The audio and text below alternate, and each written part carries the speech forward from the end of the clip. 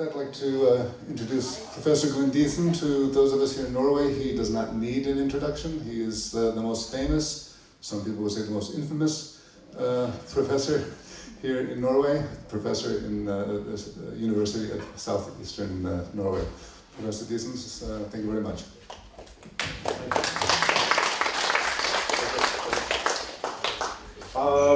Well, thanks so much for inviting me, and thank you all for showing up today.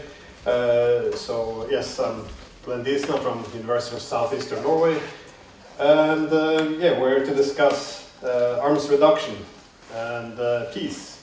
Now, my main argument today will be that ideology has a very negative impact on de-escalation, on arms reduction and conflict resolution. Just in the break now, I was speaking with Ola Tunander. He was making the point that a lot of what we're doing now seems, well, just stupid. It doesn't make much sense. And a lot of this, in my opinion, can be explained with ideology. Simply because ideologies that link hegemony to peace, they tend to view peace as defeating adversaries as opposed to seeking peace through compromise. And they also tend to fuel very narrative-driven media and war coverage, which become more and more detached from reality. And we also see this from most of our wars over the past 30 years. So we see Afghanistan, for 20 years we're told every week we're winning, until we're running away with people falling off airplanes. In Iraq, the United States and the coalition of the willing, as they were called, expected to be welcomed as liberators. And of course they fell back on this idea that they were going to be able to build a vibrant democracy, this democracy would also support perpetual occupation, which also became a bit of a contradiction. We saw similar problems in Ukraine. For 2 years now, we've been saying we're winning, and then now it turns out that no, actually the Russians are winning on the battlefield. There's panic. The Russian economy is now the greatest one in Europe. And also, not a lot of countries, at least outside NATO, wants to join the isolation. We see similar problems in Palestine. This is a key problem. If Israel is going to have a Jewish nation state, but then not have a Palestinian state, we obviously have a problem with a Jewish nation state where half the population are Palestinians or Arabs, in which the only way we can organize such a solution would have to be through apartheid, as one would see in the West Bank, or ethnic cleansing by pushing the population out, for example, of Gaza, which we're also seeing. But we're not discussing these issues. Instead, we often see the discourse being about terrorists and Israel's right to defend itself, and we can't really compromise on anything because then we're rewarding terrorism. And last, we're also heading towards major conflicts with the Chinese.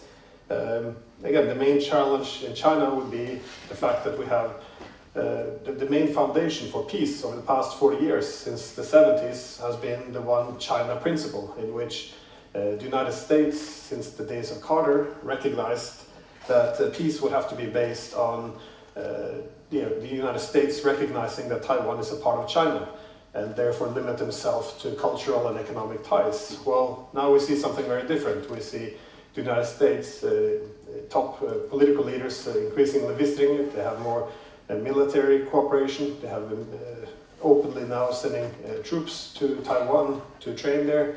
And of course also calling for more and more representation in UN institutions, as the Chinese see it, gradually push towards secession. And this is also something that will likely spark a war.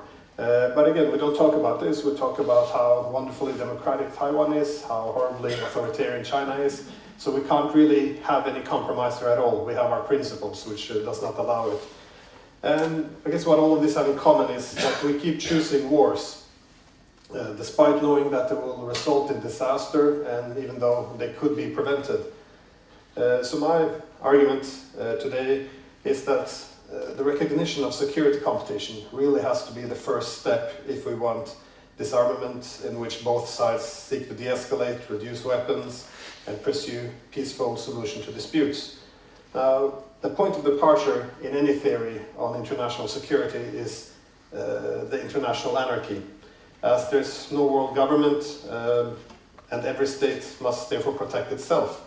So this creates what we refer to as security competition. That is, state A will arm itself for protection, and this will reduce the security of state B. Now, if you look at our relationship with Russia, Russia obviously has a difficult history with invasions from the West, be it the Swedes, Poland, the French, Germany one more time, and of course having a Cold War with NATO. Now, for this reason, they always had a policy, as Ola was talking about having buffers. Now, for countries, be it the Baltic states or Poland, this obviously undermines their security, the way they see it, and I would say that Poland has good reasons to be concerned about Russia. But then by enhancing Polish security with military alliances and placing US weapon systems there, we obviously create insecurity for Russia, and Russia then responds, and this is how the security competition, which is very zero-sum in nature, takes us towards usually war, because one side will gain, that means another side loses. So if our goal is peace, what is the solution? Well, it's always been the same for those who are involved in peace studies. It's attempting to avoid these zero-sum approaches to security and look for ways to elevate security of all sides. So the effort then towards reducing security competition. And how would one go about doing this? Well, first you have to recognize mutual security concerns of all sides.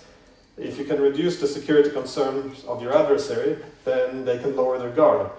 Indeed, this is largely how the Cold War could come to an end.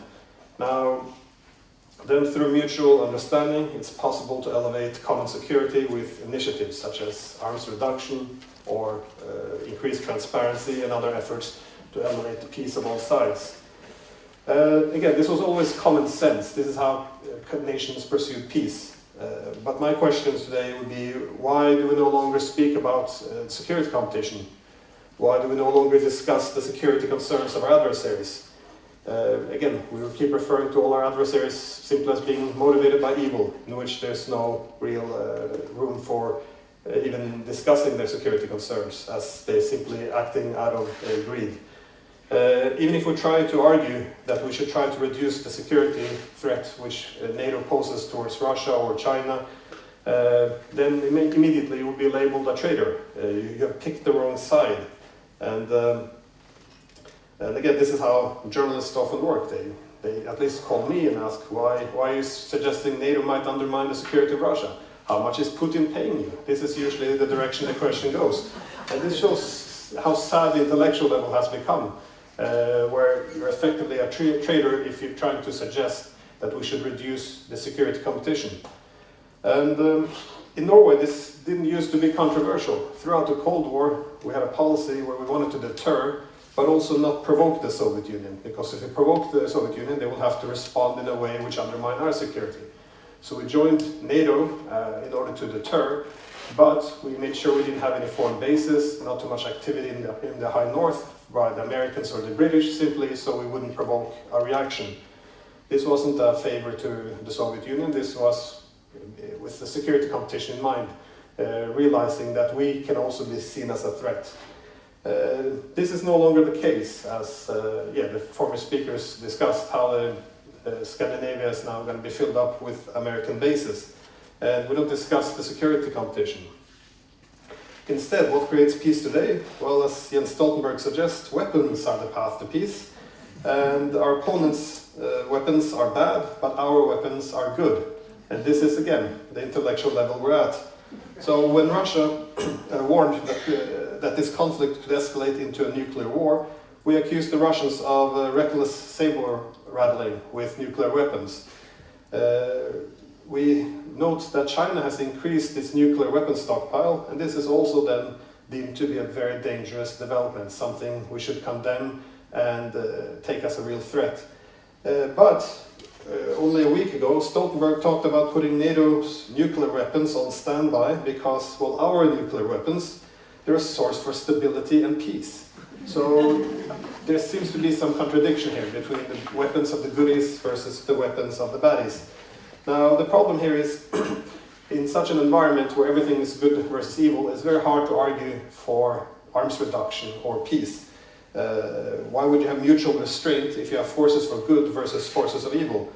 And simply we can't compare anymore. Now, if we can shed some light on why we refuse to address this security dilemma or security competition, then we can understand why we're no longer that interested in arms reduction anymore, or speaking indeed about mutual restraint as a way to promote peace, and why always escalation is the source or the path to more peace in our minds. Because how can you explain it? My answer would be ideology, which tends to poison the ability to manage security competition and also to pursue arms reduction. Simply because ideology tends to create great pressure for conformity, as ideology is not supposed to be challenged. One can think of ideology as the operating system of a society, the basic ideas, principles it follows. It's therefore a great instrument for propaganda, as policies can be linked to ideas that are not meant to be challenged. So we therefore see ideologies is often immune to inconvenient facts, and as a result, corrective actions are prevented. So we create narrative. Whoa, what is it? Yeah? Okay. So.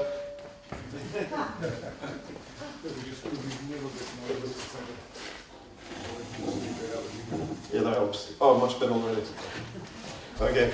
So, even though we're now heading towards very predictable disaster, one after another, it's extremely difficult with any course correction, which is why we keep making the same mistake over and over again. So what's our guiding ideology? Well, for us, our main ideology has been liberal hegemony for the past 30 plus years. Because liberal democracy is seen to create peace, we represent liberal democracy, thus our hegemony is seen as the source of peace. So what do we do when we see the rise of China or other centers of power? Well, we argue then, well, what will happen to democracy? The entire international system is then under threat, and the fundamental operating system, if you will, may fall apart. So the liberal peace thesis is therefore very much linked intrinsically to hegemony. And all conflicts then becomes largely a struggle between good and evil values and good and evil weapons. Negotiations and arms reduction is often then seen as appeasement, and peace instead is created if we can only defeat the adversary. And convinced of our own nature, it's very hard to understand why anyone would possibly see us as a threat. And this is not new. The world came very close to a nuclear war in 1983, following a military exercise by the United States, which the Soviets thought might be an attack, especially given the talks about new weapon systems and also defeating the evil empire. Now, in the biography of Reagan, he explains the amazement that the Soviet Union would fear America, because he argued that America was obviously the good guys. And this is the quote from his biography. And he writes, 3 years had taught me something surprising about the Russian. Many people at the top of the Soviet hierarchy were genuinely afraid of America and Americans. I'd always felt that from our deeds, it must be clear to anyone that Americans were moral people who starting at the birth of our nation had always used our power only as a force of good in the world. So, no recognition obviously of security competition, but quite remarkably as well, the main enemy in the Cold War, which is referred to as the evil empire, that we can't conceive that they might actually see us as a threat as well. So again, it's quite extraordinary. And why would peace require disarmament then, and mutual restraint, when one side is so obviously good versus the other, which is only motivated by evil? And in this case, it almost triggered a nuclear war, and this then triggered instead some talks for disarmament instead. But it had to take us to the brink of a possible war. Now, I would also say that the ideology we pursue also creates a very militaristic approach to international security, which vilifies negotiations and discredits the whole concept of arms reduction. So we saw in the Cuban Missile Crisis, it was solved as the United States and the Soviet Union reached a compromise.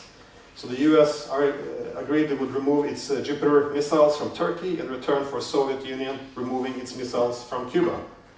Now, did we celebrate this diplomatic effort to manage the security competition and thus preventing nuclear war?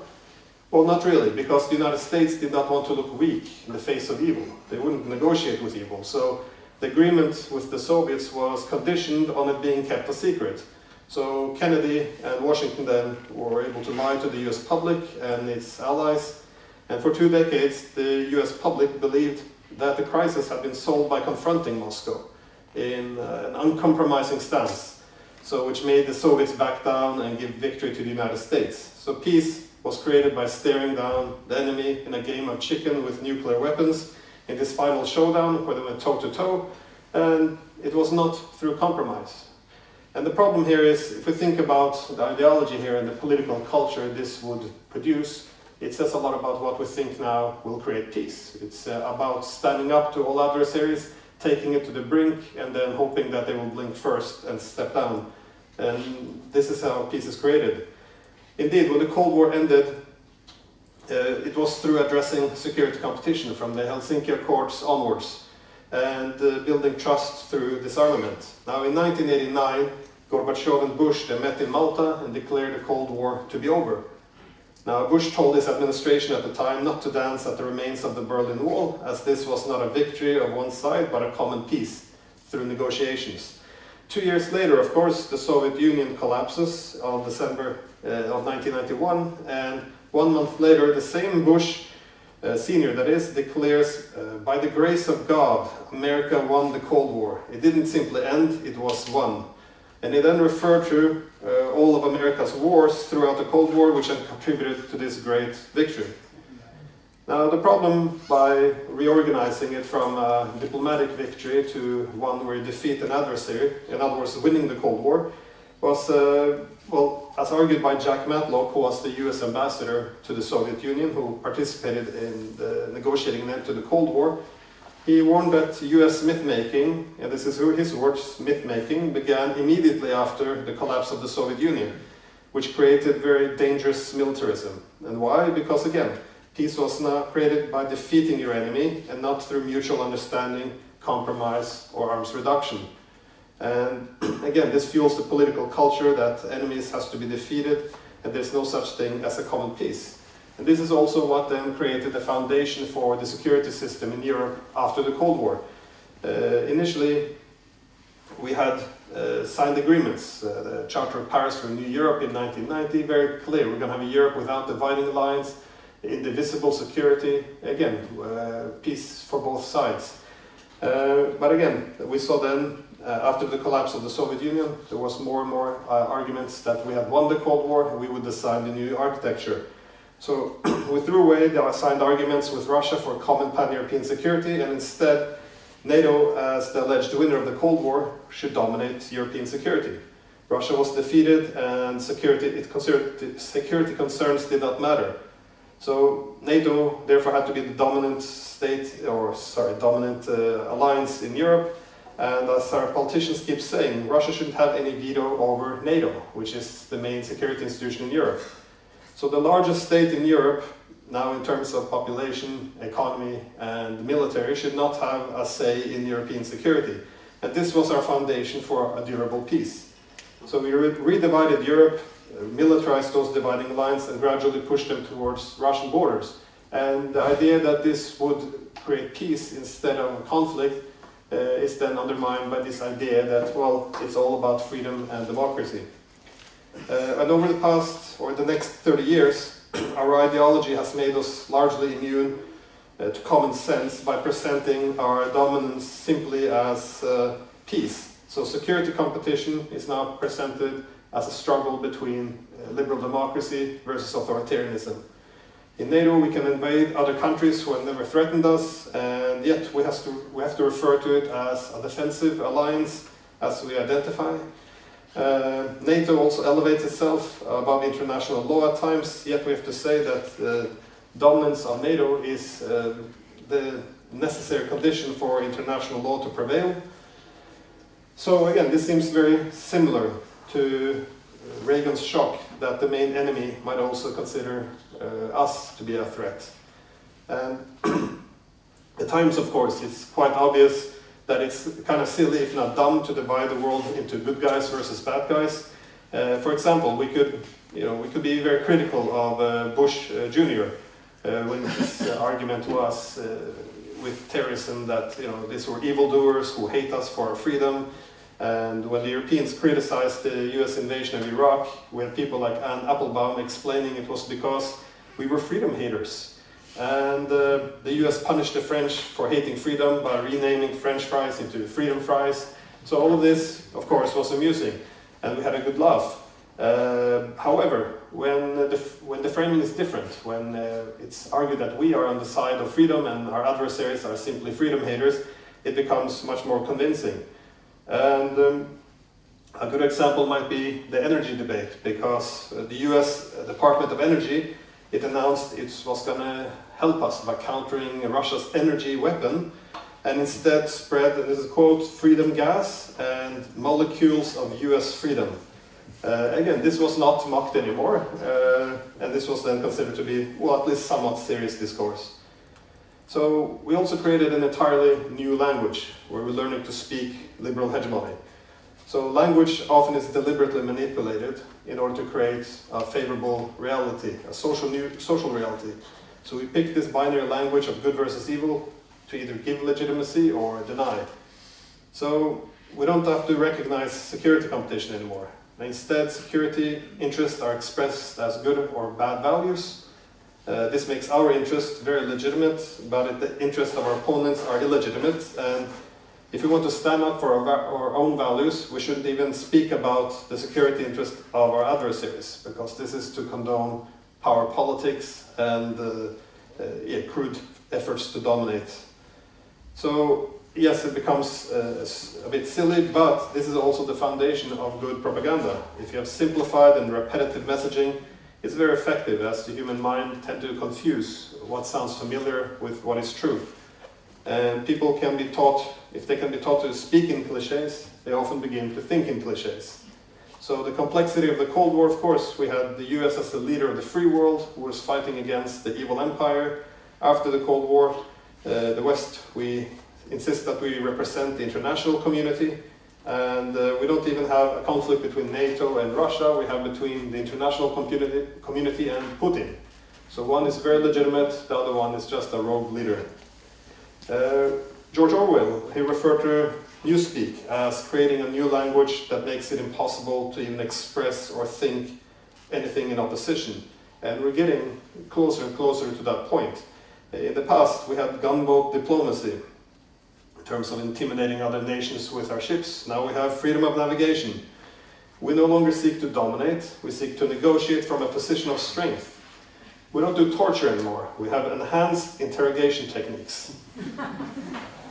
We don't do subversion, we don't interfere in other people's internal affairs. We have democracy promotion, we don't support coups, we simply support democratic revolutions. We don't even invade anymore, we simply have humanitarian interventions. We're also not expanding military blocks that redivides our continent. We have European integration. And the EU, it doesn't have a policy to establish a sphere of influence. No, it has, and this is a quote, a policy to establish a ring of friendly, well-governed states. And the US is not establishing military bases in Norway. They're developing agreed facilities and areas. So for those who are not Norwegian, this is actually how we have to refer to America's military bases. They're not bases. We have omforente områder, or agreed facilities and areas, which, when they're defined, sound an awful lot like military bases. And the Americans are also referring to them as military bases, but not in this country. Also, we just had a war summit in Switzerland. The stated objective was to mobilize support for Ukraine, and at the meeting, the president of Poland called for decolonizing Russia by breaking it into 200 ethnic states. We called it a peace summit, even though we did not invite the opposing side or even discuss the Russian security concerns. We did not discuss ceasefire or peace, but a peace summit nonetheless. And in this ideological language, which makes compromise and peace quite difficult, we often, it consists of two words to describe the same thing for the purpose of not making it comparable.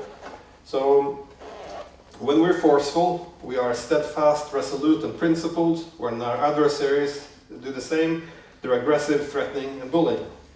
In the past, we always recognized that the German car industry, its success was because of what we refer to then as comparative advantage. They made better cars. Now the Chinese, they have overcapacity, a new word which entered our language.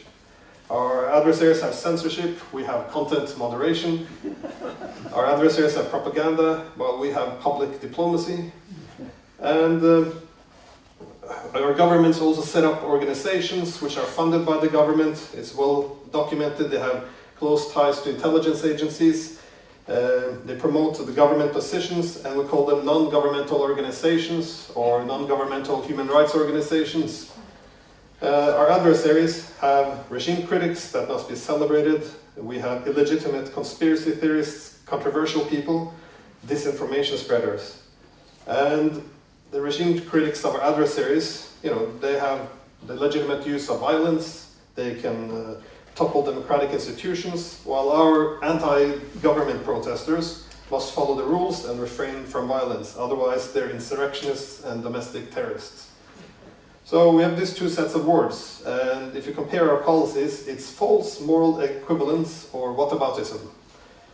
And this is a key problem because our ideological slogans demand full conformity as well.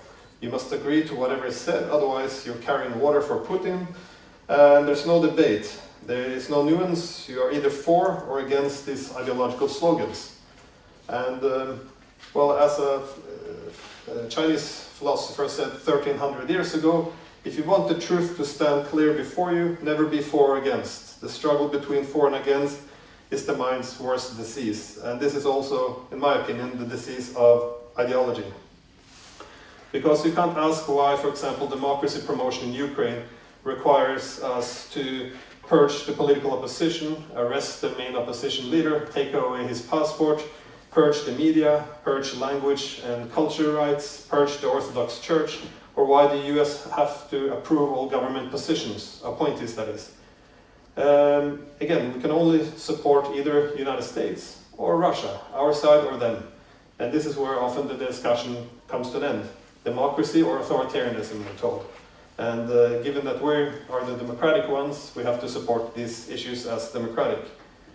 So we keep saying that this war was a choice of Russia, but we also made a lot of choice under this guise of liberal hegemony. We've chosen conflicts almost at every turn, and a good reason behind this is because we don't discuss it in terms of security competition, but always in terms of liberal hegemony. For one, in 2008, we promised NATO membership to Ukraine, despite only a small minority wanting membership, and knowing that it would trigger the war, as the current CIA director revealed in his own memos. So we rejected the possibility of a peace. And in 2013, the Ukrainians, at the time when the EU was and the United States were assisting in destabilizing Ukraine, the Ukrainians and Russians put forth a proposal to the EU. They suggested, how about a trilateral agreement? EU, Ukraine, Russian agreement. This way Ukraine could be a bridge instead of a front line. The EU said no, they did not need this agreement. Why? Because of liberal hegemony. This was about freedom, and freedom meant they could only choose the EU. And then in 2014, after supporting the efforts to remove Yanukovych from power, the Europeans, some of the European powers signed on as guarantors as they pressured Yanukovych to accept a unity government. And this unity government would last until they had early election. However, immediately after, a mob toppled Yanukovych, and what did the Europeans do? Did we stick to the agreement with Kiev about a unity government? No. Instead, the EU sent its top diplomats to Kiev to make it legitimate, and the Americans also, within the first 24 hours, recognized the legitimacy of the new government. So again, we had agreements, we didn't want to follow them. And why? Because we wanted to support democracy, we said. Then the war started in 2014, and eventually we had the Minsk agreement to resolve the crisis. It was even adopted at the United Nations, making it international law. And then again we had options. Do we follow the agreements for peace or do we abandon it? And again, we also learned this was not followed. The Americans very openly expressed their derision for it. They sent weapons. The French and the Germans, who negotiated this agreement, later revealed it was to buy time for the Ukrainians so they could build an army. And the same logic comes again. This agreement was not fair. It was giving too much influence to Russia. If we want freedom, it meant Ukraine have to be able to essentially ignore these rules or international law as the Minsk agreement had become. In 2021, Russia asked for security guarantees, simply because NATO and especially the United States was building up too heavy presence in Ukraine. Even the United States recognized that if they didn't get it, they would probably invade, and a lot of the agreements, such as not placing NATO bases in new member states, this was actually part of the 1997 NATO-Russia Founding Act, so we have actually already agreed to some of these things, but again, no agreement. No agreement could be made. This was not in the interest of democracy, we're told, so they were rejected, and Russia then invaded to impose a peace on Ukraine. And as we learned on the first day after the Russian invasion, Zelensky confirmed the Russians contacted them to begin negotiations on restoring Ukraine's neutrality. And as we also learned, the United States and the UK then sabotaged the peace agreements. They went to Zelensky and said they would not support any peace agreement with the Russians. However, if they would choose war, they would get all the weapons they would need from NATO to fight the Russians. So again, we had the possibility of a peace, one which everyone recognized, the Ukrainian side, the mediators all recognized that this was something based on ideas or principles which both the Ukrainians and Russians could accept. But for the US and the British, they said this is not good enough. Ukraine has to be able to align itself with NATO. Even now, 2 years into the war, after saying we're winning for 2 years, we find out that we're actually losing. And we have now the option again. Do we sit down and negotiate? Because otherwise this war will be lost. Or do we begin to escalate instead?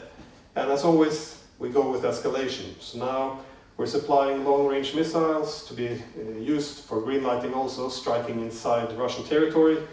Our media very obediently tells us, well, this is not an escalation at all. Without explaining why this wasn't done in the 2 previous years. We're sending F-16s, even though Biden himself warned this could trigger World War III. So we're posing now a new dilemma for the Russians by crossing the red lines. The Russians can either accept that we're bombing, that this is effectively NATO using NATO weapons, NATO targeting to strike inside Russia. They can either accept that this is the way it has to be, or they can strike back against NATO and seek to deter this escalation. And the Russians are, of course, responding. They sent the warships to Cuba. They're doing nuclear weapons exercises. They warned the West that they would begin to send weapons to any adversaries of the West so they can use them as a third party to strike Western targets. And there's even possibilities now that they might in the future strike some logistics center on NATO territory if these are weapons which might be used against Russia, especially if F-16s take off from European territory to bomb Russians. Of course, this is escalation, we argue, not bombing the Russians, but if they would attack the planes which we are using to bomb them, that would be problematic. So we never discuss the security competition, and instead we always then go with war. And the same argument every time tends to be that this is what liberal democracy demands. So, war, in my opinion, seems to be coming our way at the moment because we seem to reject any possible peace agreement, because all peace now is denounced as appeasement. We can't talk to the Russians, this gives them legitimacy, we're told. We can't promote peace because that's what we did with Hitler, and yeah, this is where we're at. And the role for Norway, I think, is quite unfortunately that we made ourselves now a front line. With NATO bases, American bases across the country, or agreed facilities and areas, we no longer seek to manage the security competition. Instead, we're now going to have the United States will effectively outsource our foreign policy to the United States, who is expressing a lot of eagerness to confront the Russians in the Arctic, something we don't necessarily have an interest in. And we don't want to discuss any peace anymore with the Russians, because unlike during the Cold War, we're now arguing with defending the liberal world order. So, yes, a final remark. This again, we seem to be going to war. And this is also another predictable war. It's one that could be easily avoided if we give something back to the Russians. For example, not having NATO military base on these borders doesn't seem too outrageous. Certainly the Americans wouldn't want Russian bases in Mexico. But of course, we're not going this direction. And instead, we're rushing towards war now, it seems. And outside of NATO, most of the world is looking at this with somewhat horror. Why there's no negotiations at all after 2 years of war, with all the death and destruction, and now with the possibility of escalation into nuclear war. However, this has to be compared to the contrast with our own leaders and our own media, who show or express this great sense of pride and virtue as they're now sticking with their ideology and their values. And indeed, their values prevent any solutions, because in their minds they're fighting now Hitler. And this is, again, why, in my opinion at least, this dominant ideology we have now tends to cloud our minds, and we're ignoring very obvious solutions, because there are solutions to these conflicts, as well as the conflicts in Middle East, China, and all the other conflicts we're moving towards. Thank you.